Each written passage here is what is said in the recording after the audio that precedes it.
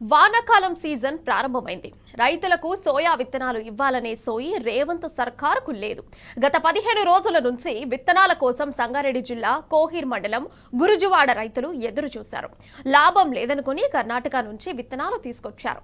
అక్కడ ధర తక్కువగా ఉండడంతో ఆశ్చర్యపోయారు.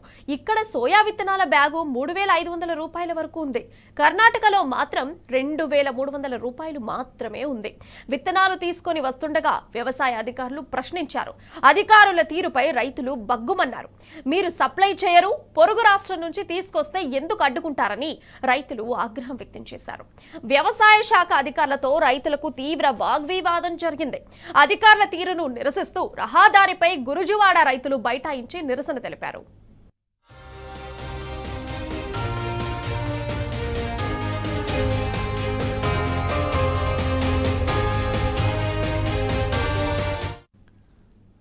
వానాకాలం సీజన్ ప్రారంభమైంది. రైతులకు సోయా విత్తనాలు ఇవ్వాలనే సోయి రేవంత్ సర్కార్కు లేదు. గత 15 రోజుల నుంచి విత్తనాల కోసం సంగారెడ్డి జిల్లా కోహిర్ మండలం గురుజువాడ రైతులు ఎదురు చూశారు.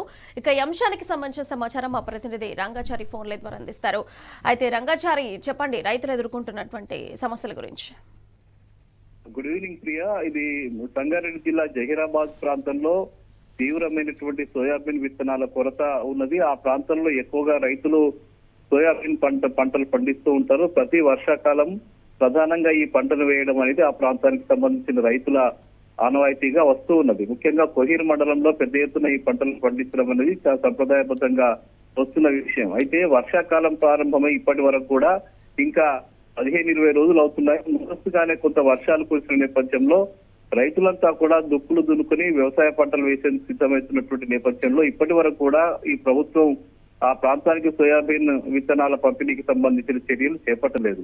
దీనికి తోడుగా ఇప్పుడున్నటువంటి పరిస్థితుల్లో దాదాపు ఇతర ప్రాంతాల కంటే ఇక్కడ 1,200 రూపాయలు అదనంగా ఒక బస్తాకు సోయాబీన్ విత్తనాలకు డబ్బులు తీసుకుంటున్నటువంటి పరిస్థితి.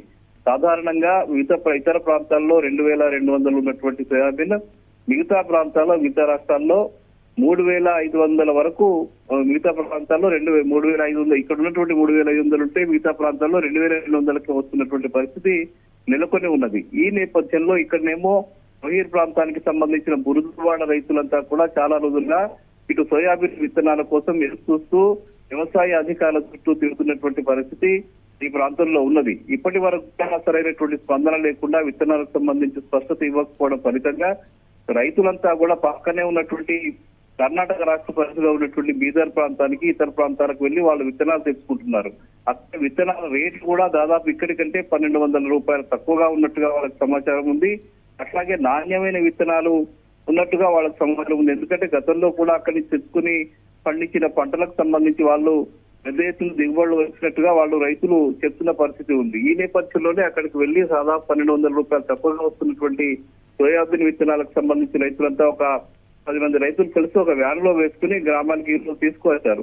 ఆ సమయంలో ఈ విషయాన్ని ఎవరో ఒకరు వాళ్ళకి సమాచారం వ్యవసాయ శాఖ అధికారులకు అందించారు. బయట నుంచి విత్తనాలు తెచ్చుకుంటున్నారు అని చెప్పి వచ్చిన సమాచారం మేరకు అక్కడికి పోలీసులు తీసుకుని వ్యవసాయ అధికారులు ఆ గ్రామానికి గురుజువాడ గ్రామానికి రావడం జరిగింది.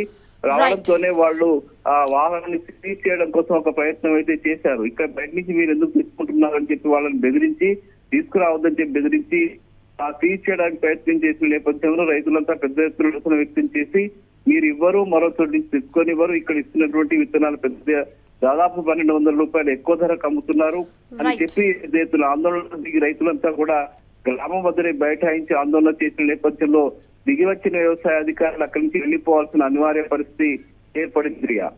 Right Rangachari, thank you. మొత్తంగా చూసుకుంటే రేవంత్ సర్కార్ పై సంగారెడ్డి జిల్లా గురుజువాడ రైతులు కన్నెర్ర చేస్తున్నారు. సోయా విత్తనాలు సరఫరా చేయడం లేదంటూ ఆందోళన కూడా వ్యక్తం చేస్తున్నారు. ఒక 15 రోజుల నుంచి పడిగాపులు కాస్తున్నప్పటికి కూడాను ఇక్కడ సోయా విత్తనాలు ఇవ్వకపోవడం మూలాన కర్ణాటక నుంచి కూడా వాళ్ళు విత్తనాలు తెచ్చుకోవడం జరిగింది. అక్కడ నుంచి తెచ్చుకుంటున్నప్పటికి కూడాను వ్యవసాయ అధికారులు వారిని ఆపి క్వశ్చన్స్ చేయడం జరుగుతుంది.